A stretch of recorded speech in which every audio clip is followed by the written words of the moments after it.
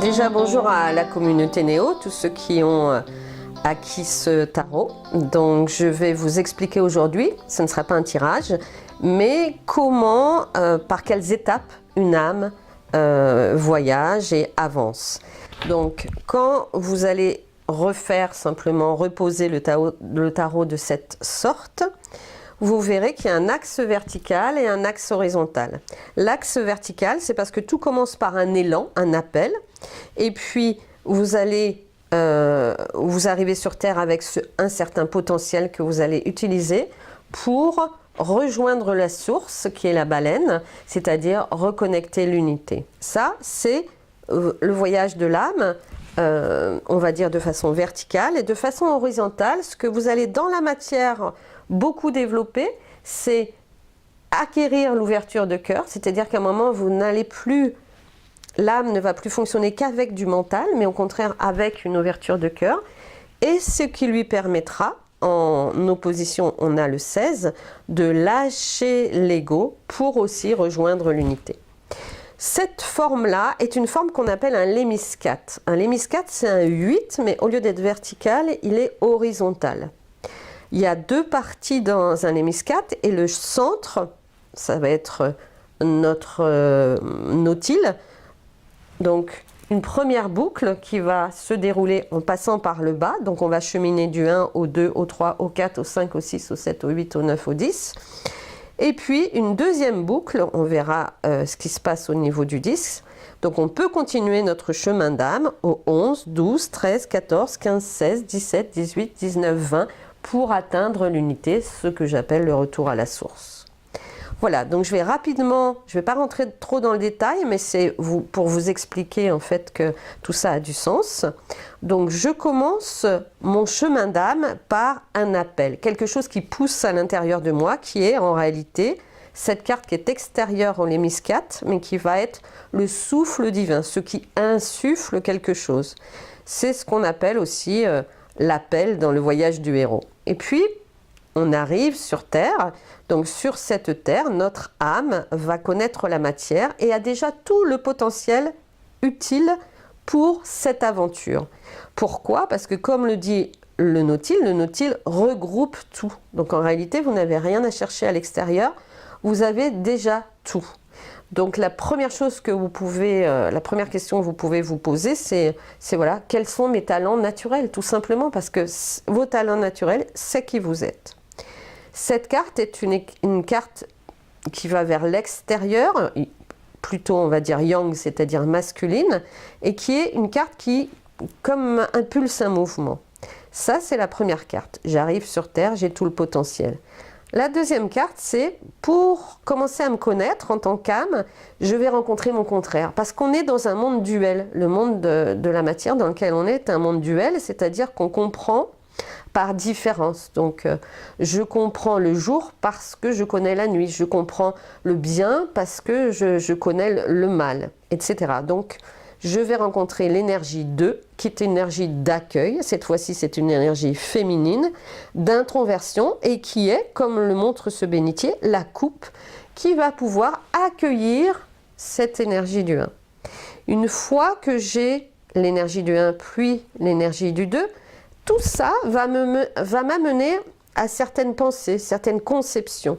Je vais pouvoir organiser dans ma tête et comprendre la suite. Donc c'est cette carte de la conception, de la conque. C'est aussi dans la conque le son, parce que le son ici est une vibration qui va commencer à faire que ça prend forme à l'intérieur de moi. Donc la conception, c'est tout ce qui est dans la sphère, on va dire, mentale, c'est la pensée, etc., les pensées. Et une fois que j'ai une pensée ou un concept, je vais pouvoir le mettre dans la matière. C'est le corail, la réalisation. Le corail est un arbre de vie, j'allais dire, mais sous l'eau. Donc là, je commence à mettre dans la matière, je réalise.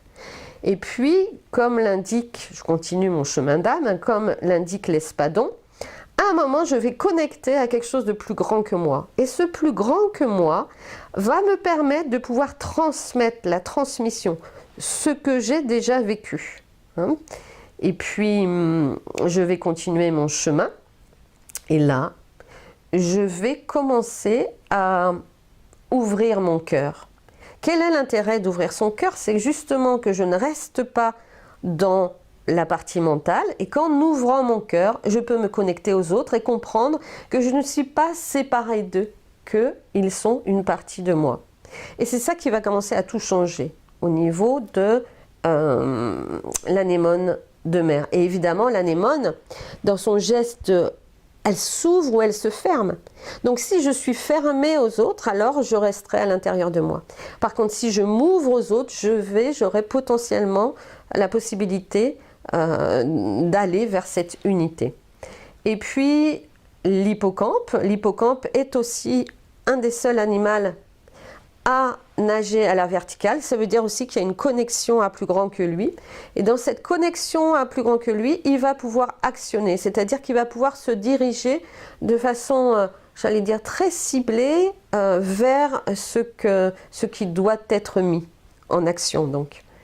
Et puis j'arrive à ma pieuvre, ma chère pieuvre, qui a plein de tentacules, parce qu'elle fait des expériences de partout, mais en réalité elle doit à chaque fois se recentrer à l'intérieur d'elle-même. C'est l'équilibre.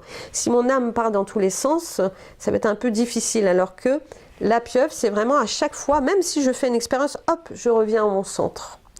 Puis la tortue, une fois que j'ai expérimenté tout ça, que je suis dans mon centre, c'est un peu comme si j'avais cette espèce de distance qui me permet de voir les choses sans pour autant être dans l'aspect émotionnel. J'ai acquis une certaine forme de sagesse. Cette sagesse est symbolisée par la tortue. Pourquoi la tortue? Parce que la tortue aussi, elle vient de la nuit des temps, elle aussi. Donc il n'y a pas de notion de temps. Et là, je comprends, mon âme va comprendre que le temps est une illusion, qu'en réalité, dans l'absolu, il n'y a évidemment pas de notion de temps, puisque tout se fait dans l'instant. Et puis je continue mon chemin d'âme et j'arrive à la murène.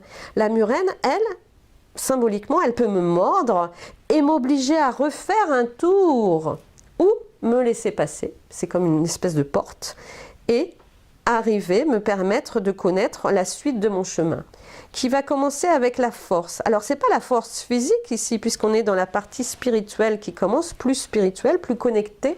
C'est une force psychique, où en fait, je vais rassembler mes énergies à l'intérieur de moi pour pouvoir avancer. Mais aussi, dans cette notion du ton, il y a la notion de la collectivité, parce qu'en réalité, maintenant, je vais commencer à œuvrer en tant qu'âme pour le bien de tous.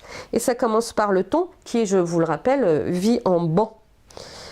Et puis, arrive l'étape d'après de mon âme, où là, je vais procéder à ce que j'appelle un retournement. C'est-à-dire que tout ce que je vis va apparaître avec un nouveau prisme pour que je puisse comprendre encore plus qu'en effet, ce monde duel n'est qu'une illusion et que je fais partie du tout. Puis, j'aurai un énorme travail de transformation. Donc ça, c'est la mort pour renaissance, mais c'est la transformation, c'est le poisson-pierre. Je vous rappelle qu'en Polynésie, le poisson-pierre, si vous marchez dessus, il peut vous tuer. Mais c'est symbolique, ça veut dire je meurs à moi-même pour une nouvelle approche et une nouvelle compréhension et un nouveau vécu au niveau de mon âme.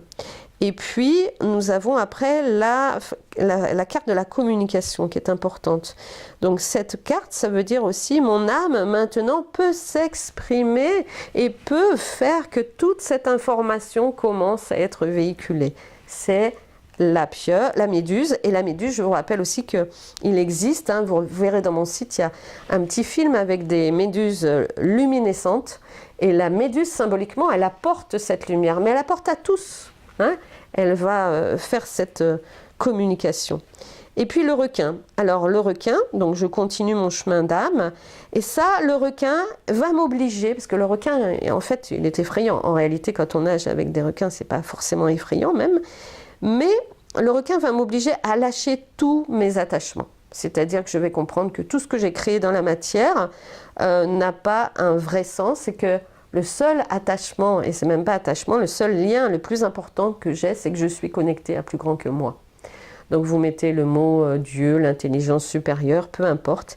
Mais donc je vais réellement abandonner tous mes attachements ici. Donc c'est des attachements, c'est des croyances en fait qu'il y a derrière. Et puis, je continue mon chemin et là, je vais donc connecter la source. Et en connectant la source, alors mon ego va fondre et se remettre à la place qu'il doit avoir, juste à mon service en tant qu'âme. C'est le travail de l'oursin, puisque l'oursin, vous voyez bien, il a plein de petits piquants. C'est ce qui m'empêche en fait de connecter ça. Mais quand, comme je le dis dans le texte, quand tous mes piquants sont tombés, alors je suis rondeur et douceur. Je suis cette unité. Et puis on continue avec l'étoile. L'étoile de mer, c'est donc cette connexion constante à, j'allais dire, le céleste, parce qu'elle est sous la mer, mais elle est céleste.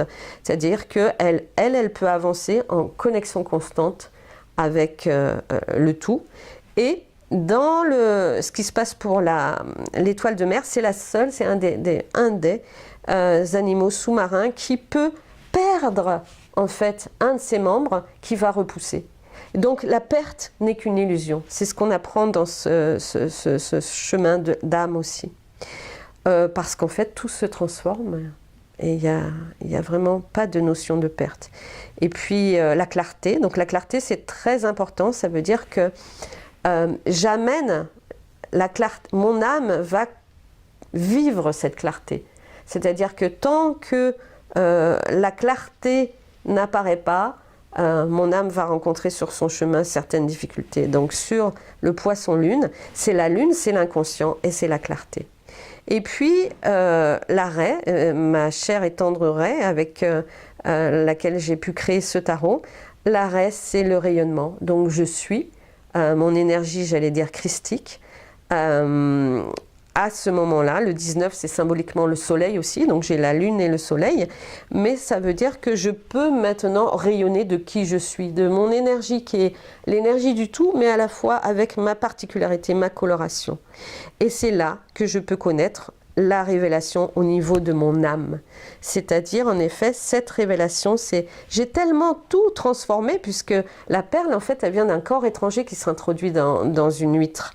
Mais j'ai tellement embrassé, j'ai tellement aimé mon propre, j'allais dire mon propre moi, que tout est devenu une nacre parfaite. Je suis devenue cette perfection qui va rejoindre l'unité, la baleine. La baleine qui représente cette stabilité du monde, cette unité qui a toujours été là.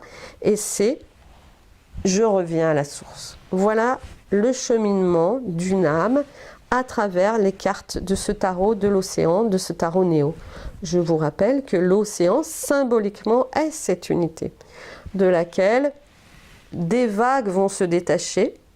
Ces vagues, c'est la croyance qu'on est séparé du monde, mais on va revenir évidemment à cette source, à cette unité. Voilà, j'espère que toute cette explication vous a plu et je vous fais des gros bisous et Yorana, ma petite Polynésie.